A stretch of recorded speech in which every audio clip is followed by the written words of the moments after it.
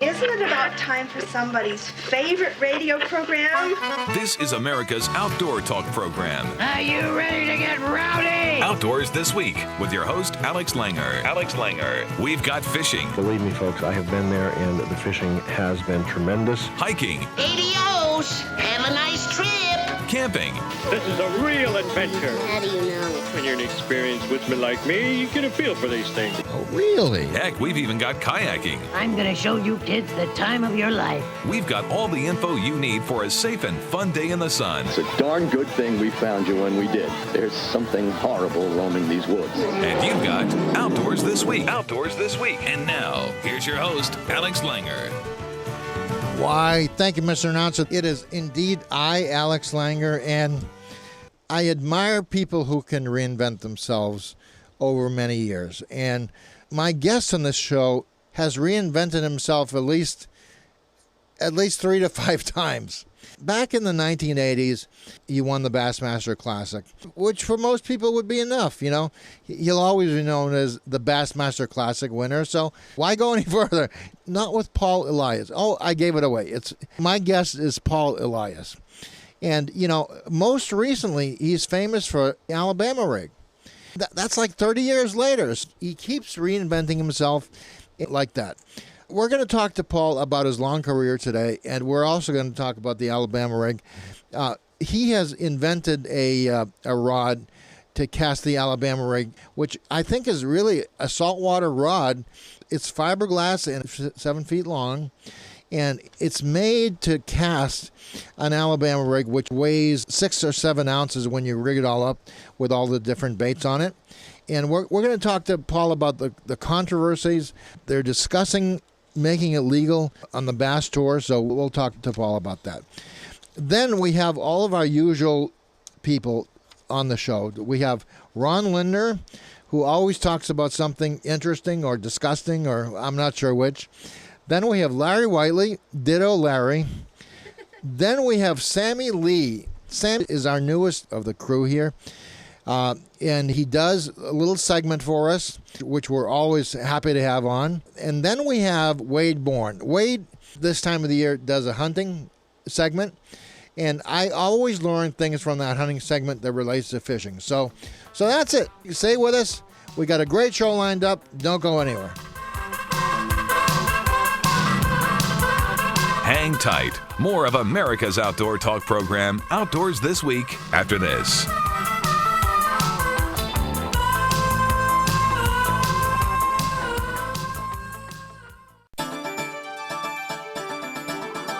Hi, folks. Ron Linder here for Linder's Angling Edge Television. Right now, you can probably see us on WFN. All right, what's happening? Well, this weekend, we had the big tournament on Lake Lanier. This is the FLW tournament. This is their super tournament. And it won't be announced until Sunday, the finals. On the other hand, one thing we do know about the lake is she is down. I mean, you've had this hot weather, and not only is Lake Lanier, where they're having a tournament, down many feet, changing the whole way that thing was fished, but that's neither here nor there. That's another story. It seems that thousands of fish die as Midwest streams are steam up. All over the place. They're losing about 40,000 shovel-nosed sturgeon were killed in Iowa last week as water temperatures hit 97 degrees, almost 100. Also, Nebraska fishermen say they've seen thousands of dead sturgeon, catfish, carp, and other species in the lower Platte. That's another shallow, warm river in our heartland. So many fish died in one Illinois lake that the carcasses clogged the intake screen near a power plant. This is a lake that's kept naturally warmer. It's a cooling lake, and you probably got temperatures that are off the charts. One guy over here with the Iowa Department of Natural Resources says it's something I've never seen in my entire career of 20 years, said Mark Flaminger. The fish are victims of one of the driest, warmest summers in our history. all over. I've never seen nothing like, and I'm talking 45, 50 years I've been on travel. This is the warmest, hottest I have ever seen it. The federal U.S. drought monitor shows nearly 2/3 of the lower 48 states are experiencing some sort of drought. Naturally, it goes into the rivers and the reservoirs and the lakes that we fish. There's another, Gavin Gibbons, a spokesman for the National Fisheries Institute, says the sturgeon kill doesn't appear to have reduced the supply enough to hurt regional caviar suppliers. For that. I'm not getting all excited about that. Anyway, there's another fellow, another biologist, he says we're talking hundreds of thousands of killed fish. He says maybe millions if you count the chubs and minnows and all the other stuff. It's millions if you look statewide. And Stephenson, Gary Stephenson said fish kills happen the most in small private ponds and streams, but the hot water this year has made the situation much worse. So we've seen it in Kansas. Kansas has really seen some declining water levels, like we had Texas. Well, and actually Lake Lanier, which is in Georgia, where they're having this tournament, the lake levels 2 years ago were really low, and they're low this year. They're not the dangerous low levels that they were, but many of these guys that used to fish docks, to go along, they can't fish the docks. The docks are on dry land. There's maybe 10 feet from the edge of the water before they even get up to the dock that's sticking out. That's part of the heat wave that we're experiencing. One large carp, now up here in the Dakotas, one large batch of carp at Lewis and Clark Lake in the Dakotas up here in South Dakota. This is one of my favorite smallmouth lakes, by the way. They had lesions. Now, fish get lesions when they start suffering a bacterial infection. That comes from extremely hot water. And anyway, by the by, I just hope that it's going to cool off. It's going to change things. Now, we haven't seen we're seeing some northern pike here. I'm seeing a lot of tulipy, which need cool water, but we're also starting to see some pike, which they could take some warm water, but the bigger pike, they need cold water. They're really a cool water fish, not a cold water fish. They're cool water fish.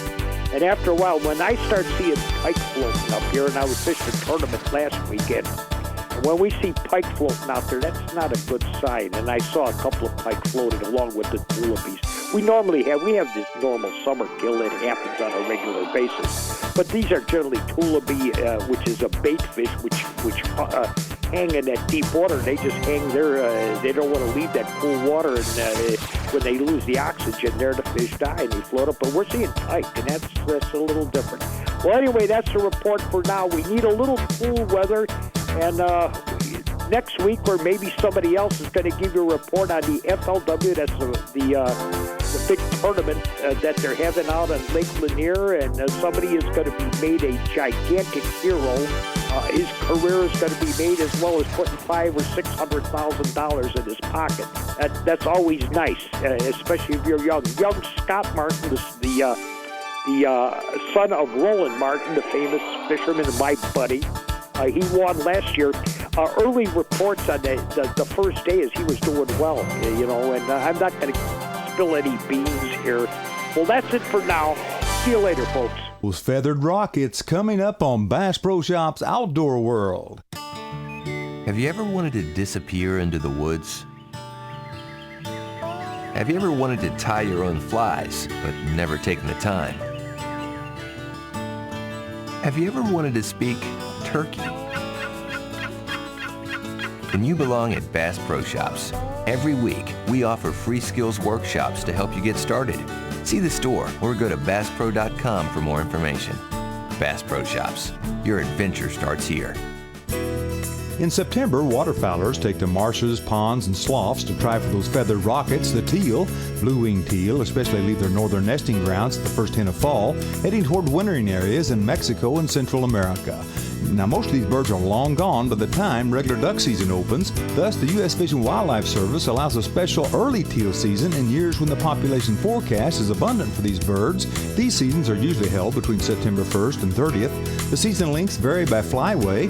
The bag limit is usually 4 birds. Some states like Florida, Kentucky, and Tennessee have a 5-day special teal and wood duck season. Check your state game regulations for season length and bag limit in your state.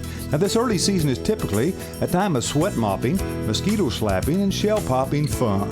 It also offers a preview tune-up for later seasons when the big ducks arrive. I'm Larry Whiteley, and this is Bass Pro Shops Outdoor World. Well, thank you for that riveting report, Mr. Whiteley, and we'll see you next time on this very show right here. My next guest, the last time I saw him was when he was being inducted into the Bass Fishing Hall of Fame at the Bassmaster Classic last year. He won the Bassmaster Classic about 30 years ago. Since then, most people would be content to say, gee, I won the Classic and that's it. But by his own admission, every 5 years or so, he comes up with something new. And in the past year, he discovered something called the Alabama rig, which I don't think I need to tell anybody about the Alabama rig. It's been the hottest thing in bass fishing in the past year. And Paul, first of all, welcome to the show. Thank you, Alex. I was in your neck of the woods this year in Mississippi, and I was visiting Rob Doherty down there at our Southern Command Post. And first of all, how has the Alabama rig been doing in the past year? Well, it's done, for a while there, it was just about the only thing anybody was buying, but it's slowed down a little now. But it's definitely been a very hot number for the year, and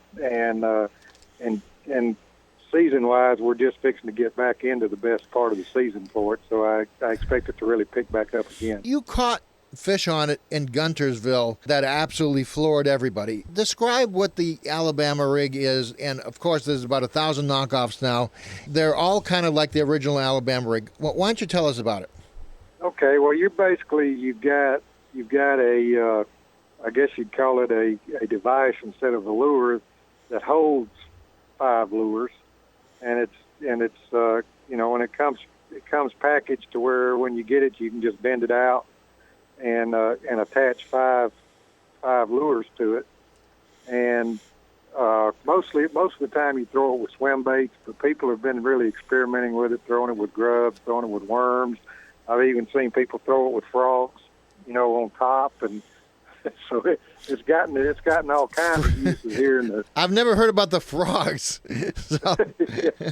It's crazy. I had 5 frogs coming across the surface of the water. A school of frogs. I've never heard of a school of frogs. I hadn't either. Of course, I'd never heard of a school of grubs either. So. Right. What's the basic premise behind the Alabama rig? Is it you're trying to mimic a school? Is that correct? Yeah, exactly. You're mimicking a small school of fish, that breaks away from the big wads of shad that form, all the time, especially in the fall, and mainly what the fish to spin under. Yeah.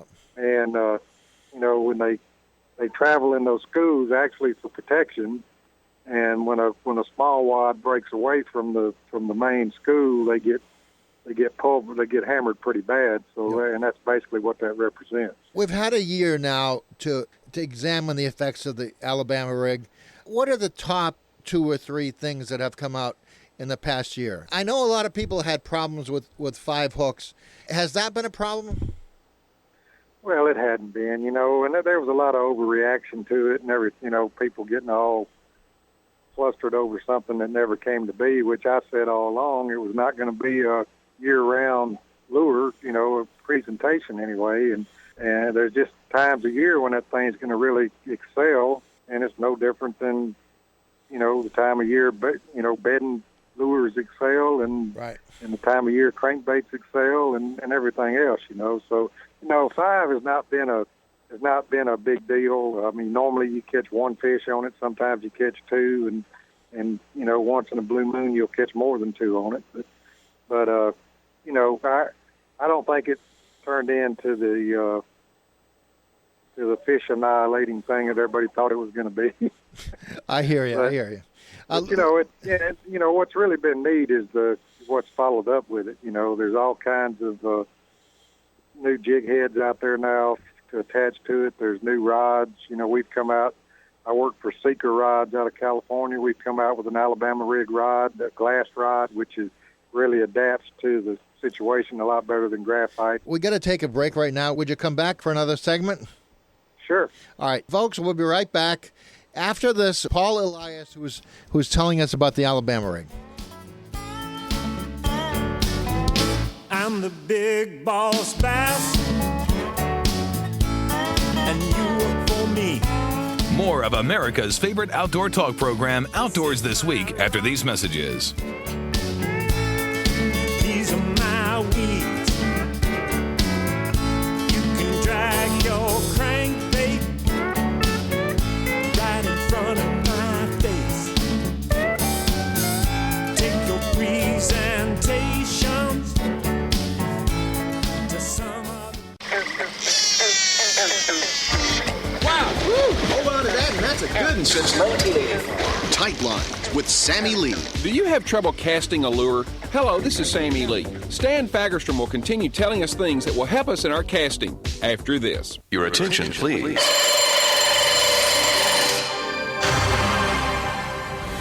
Coming soon. Coming soon. Colors. Colors that will change. Colors that will change your fishing forever. The most revolutionary lures ever made. Only from Bleeding Belly's Lure Company. Coming soon. Recently, I asked Stan Fagerstrom if he had any tips that would help a beginning angler learn to cast better. If you're going to equip a youngster in the first place, get him some quality equipment. So many times I see a kid having to use something that, my gosh, I'd hate to use myself, And I live right on a lake in southwest Washington State, Sammy. And sound carries across water, and there'll be families out there fishing. And sometimes I hear things just make me want to cry, when a child is trying to learn. Teach that little boy or little girl before they ever get near the water how to handle a fishing rod. Get them a light, 5.5-foot medium light or light action rod. Load it with 8 to 10 pound test line, and then get them a 3/8 ounce casting, flat-sided casting weight. Because you see that flat side is a key.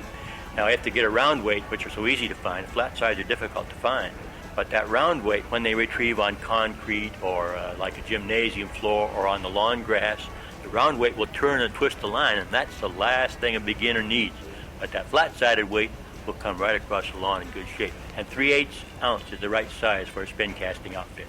I'm glad you brought that up. That's something I was going to ask you. When you're learning to cast, is there a particular line size or weight size for your practice plug that you prefer? Right.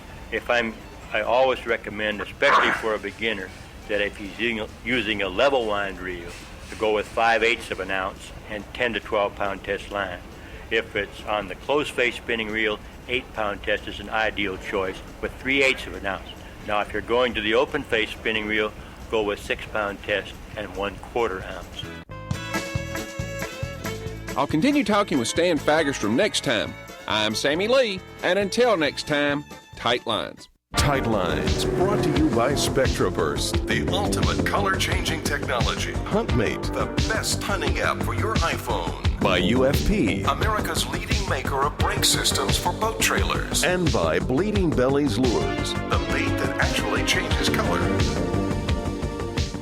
Thanks, Sammy Lee. The last time I saw Sammy, he was inducting Paul Elias into the Bass Fishing Hall of Fame, and Paul is my guest for this hour. And Paul not only is a Bassmaster Classic winner, but he's also been pioneering the hottest new technique of probably the last decade. I mean, I can't think of anything, maybe except for the flying lure, that was as big as the Alabama rig. Paul, first of all, welcome back. Thank you. Tell me about the rod that is now being manufactured just for the Alabama rig. Yeah, we did a lot of testing to try to determine what the best, to load the way you could load a rod up with that Alabama rig and be able to cast it instead of just kind of underhand it and lob it, and kind of lob it instead of cast it. So we came up with a glass rod, a real high-end glass rod that handles the load very well, up to 6 to 7 ounces, and that and it actually casts, 2 to 3 ounces very well too. So to me, that's the most important thing is the castability with that thing. When you have to start, it's been used in a lot more situations now where you got to be a little more accurate with your casting around docks and things like that. So that glass rod in a 7-foot 6-inch seems to be the best. Correct me if I'm wrong. This is almost a saltwater rod. Am I correct?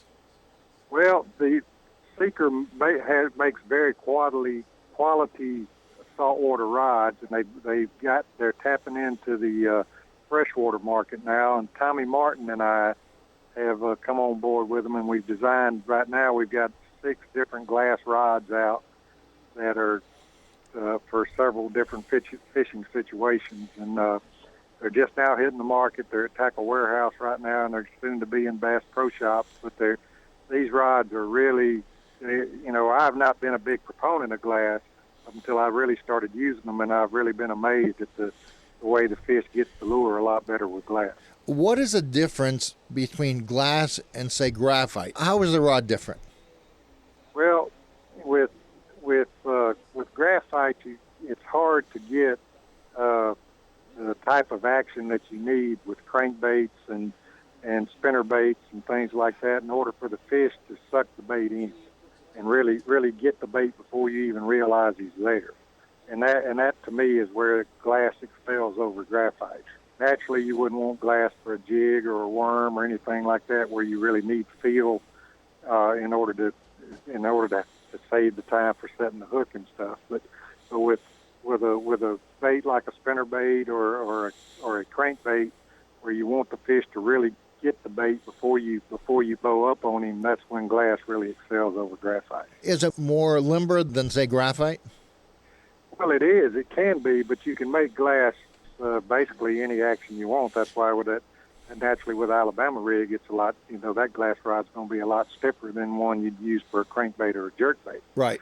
You can adapt your actions, but the main thing that you lose in most of the glass rods is the strength at the lower part of the rod. Yeah. For like lifting a fish over in the boat or bearing down on a fish and being able to, keep him from getting around something. We've designed these rods to where they've got the right tip action, but they've got enough backbone to where you could control fish and you can swing fish over in the boat. What is the tip action, if I may ask? Is it? Well, it's basically a slow tip, slow to moderate tip action coming into the backbone of the rod.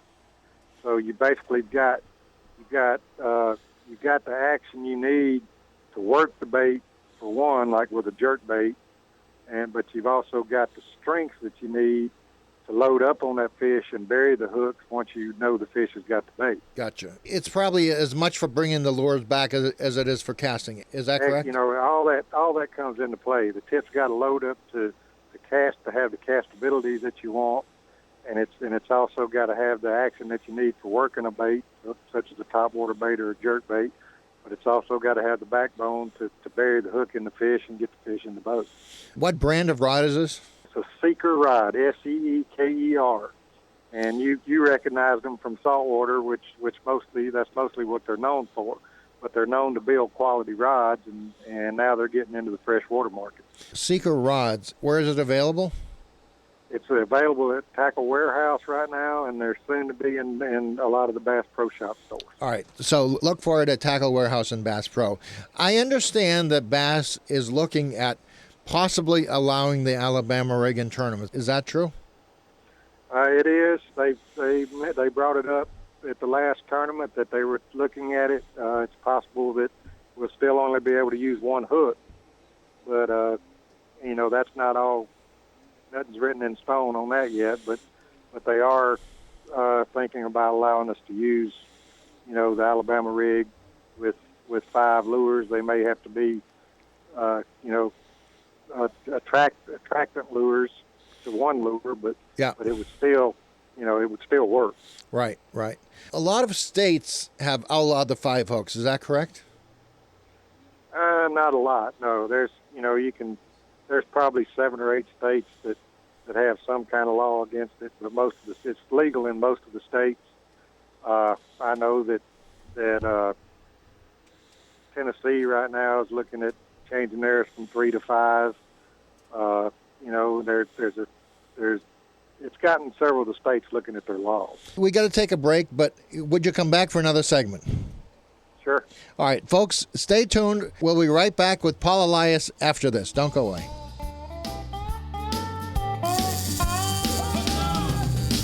I'm hooked on hooking up, and there ain't no cure.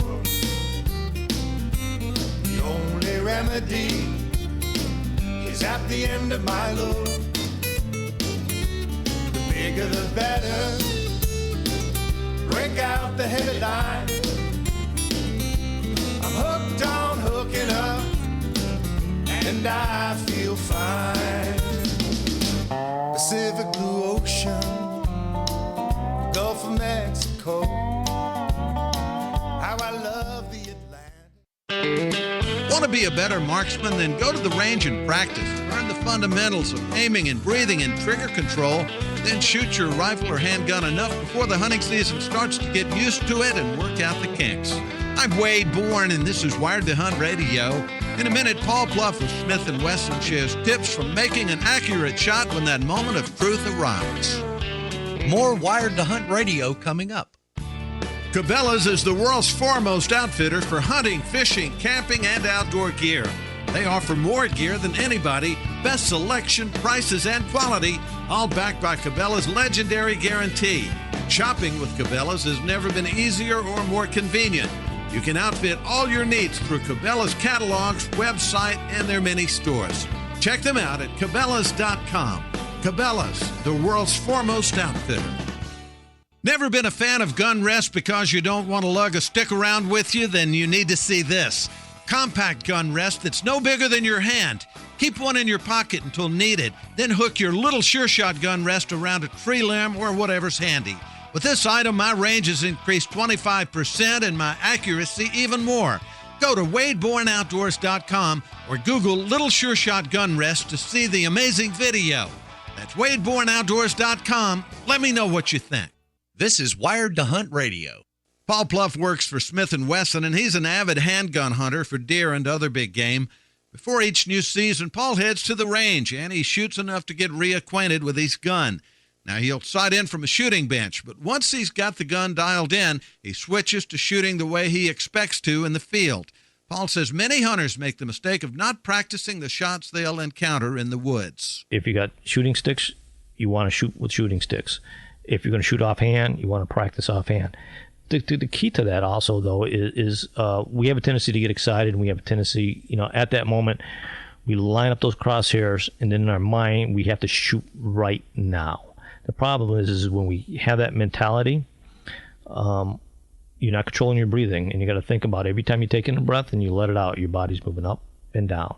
And with that, every time your body moves up and down, the barrel of the gun is moving up and down. So at that point in time, if you're not controlling your breathing, you're really not quite sure where your point of impact or your point of aim is going to be. So before this hunting season starts, hit the range and try to duplicate your actual hunting scenario when you practice. Shoot several rounds and focus on your breathing technique as Paul describes. Practice builds confidence, and confidence is what you need when that big buck or big bull elk steps out of the cover. More shooting tips tomorrow from Paul Pluff. And that's today's Wired to Hunt Radio. I'm Wade Bourne saying thanks for listening. Get outside. Why, thanks for that, Wade. And we have with us a star. Paul Elias is probably the biggest star that we've ever had. Paul won the Bassmaster Classic in 1980 something. And since then, he has been on top of the bass fishing field. He was a big name 30 years ago, and he's a big name today. He's one of the few people that has remained a big name. I mean, you can only think of about a handful of people that have been on the top of everybody's tongue for 30 years. Roland Martin's one of them. Paul Elias is one of them. How do you stay on top? How do you make a breakthrough every few years? Well, I don't know, man. I'm just fortunate. I still love to compete. I guess, when I quit loving it, I'll quit. But right now, I just, when I get done with one, I'm ready to go to the next one. So as long as I still got that feeling about me and I can still get around them, I'm going to keep doing it. How have you been doing this year in the Elite Series? I have not done very well. Okay. Actually, I've probably had one of the worst years I've had in my career. So I've got 2 FLW tournaments left to try to make something happen for the year. But besides that, this has been a wash, and I need this one to get over with and a new one to start. You made up for it all last year, so this year you're taking a breather. Look at it that way. I know that's small consolation for a competitor like you, but if it helps you to think about it, go ahead and do that. What else are you doing this year? I fished all the elites. I'm fishing 3 FLWs, and I fished 2 PAAs. So, and that I like to fish at least 12 to 14 tournaments a year, and that's basically what I keep trying to set my schedule at. So that's kind of where I'm going to stay. Tell me about the PAA tournaments. They're established by pros themselves. Is that right? Exactly, and it's something that's just trying to take hold. It's something that the professional anglers really, really need, and we gain membership every year, and so once they all realize how much they need it, which in due time they will, I think this is something that'll catch on and continue to be around. How is the PAA tournament different than Bass or FLW? Well, the tournaments aren't really different. The payout's a little better than most of the others because we're a nonprofit, but it's far more than just tournaments. It's an avenue for the anglers to have insurance and medical insurance and stuff like that, and just have a voice, and that's the most important thing, is to have a voice in your profession and to be able to get medical insurance and stuff like that. That's why the organization is needed. All right, let me ask you the punchline now. What do you think of Major League Fishing? Have you ever watched an episode, and what do you think of it?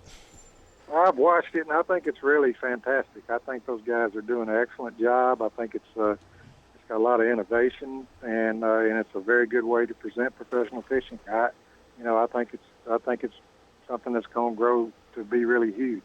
I watched an episode of it. In fact, I was in Mississippi when I watched it at Rob Doherty's house, and I was riveted for the whole show.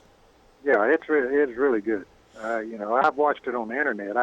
I've not watched it on television, but when you watch it on the internet, it's not really cut into a show. Yeah. So it's and it's more interesting, I think, on the internet. Really, I didn't realize they streamed it on the internet live. Yeah, they stream. Well, it's like 2 hour segments, I think, or really? An hour and a half segments. There's 4 segments that form the show that they actually air on the Outdoor Channel or wherever it's aired. Right. But you can watch it on the internet. Paul, we're just about out of time. Where can people get a hold of you if they want to do that? They go to the MLF website, and it tells you how to. I think it costs you, $5 or $6 or something to join or whatever, and then you can watch it all on the internet. Okay. MLF, Major League Fishing, and they can reach you there. All right, Paul, thank you so much for joining us. And ladies and gentlemen, thank you for joining us as well. We'll be back with you next time on Outdoors This Week. And Paul, safe travels wherever you go. Thank you, Alex. Take care, buddy. All right, you take care. Bye-bye. That's it, folks. Another show is done, and I'm out of here. Bye-bye.